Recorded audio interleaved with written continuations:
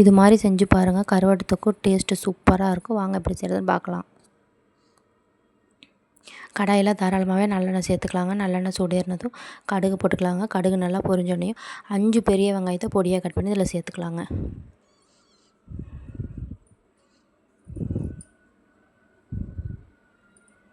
ஒரு கொத்து கருவேப்பிலை சேர்த்துக்கலாங்க. 5 பல்லு பூண்டை நல்லா இடித்து சேர்த்துக்கலாங்க. இடித்து சேர்த்தா நல்லா ஃப்ளேவர்ஃபுல்லாக இருக்குங்க. 4 தக்காளி பழத்தை பொடியாக கட் பண்ணி இதில் சேர்த்துக்கலாங்க. நல்லா குழஞ்சி வர வரைக்கும் நல்லா வதக்கி விட்டுக்கலாங்க. இப்போ அளவான உப்பு சேர்த்துக்கலாங்க.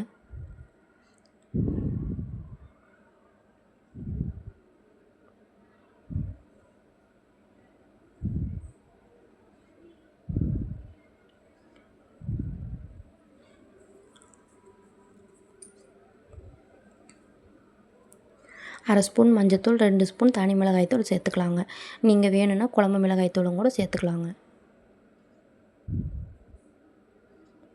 உங்கள் காரத்துக்கு ஏற்ற மாதிரி சேர்த்துக்கலாங்க. இந்த ஆயில்லையே இந்த மிளகாய்த்தூளை வதக்கி விட்டுக்கலாங்க. இப்போ 5 நிமிஷம் சுடு தண்ணியில் போட்டு நல்லா கொதிக்க வச்சுருக்க கருவாட்டை இதில் சேர்த்துக்கலாங்க.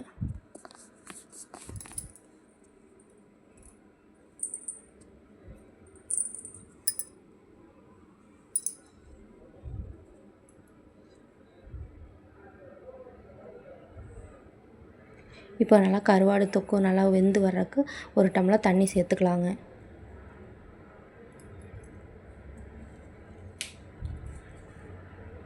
இப்போ ஸ்லோ ஃப்ளேமில் வச்சு ஒரு 10 நிமிஷம் கொதிக்க வச்சு இறக்குனா கருவாடு தொக்கு ரெடி ஆயிடுச்சுங்க. சூடான சாதத்தில் போட்டு பிசைஞ்சு சாப்பிட்றதுக்கு அல்டிமேட்டாக இருக்குங்க. இல்லை பழைய சாதத்தோட தொட்டுக்கிட்டு சாப்பிட்றதுக்கும் வேறு லெவலில் இருக்குங்க. கண்டிப்பாக ட்ரை பண்ணி பாருங்கள். இப்போ நல்லா எண்ணெய் பிரிஞ்சு தொக்கு ரெடி ஆயிடுச்சுங்க. ஒரு பிளேட்டுக்கு மாற்றிடலாங்க.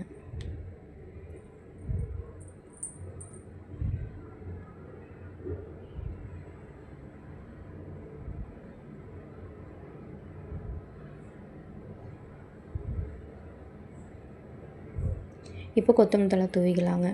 டேஸ்ட்டு சூப்பராக இருக்குங்க. ட்ரை பண்ணி பாருங்கள்.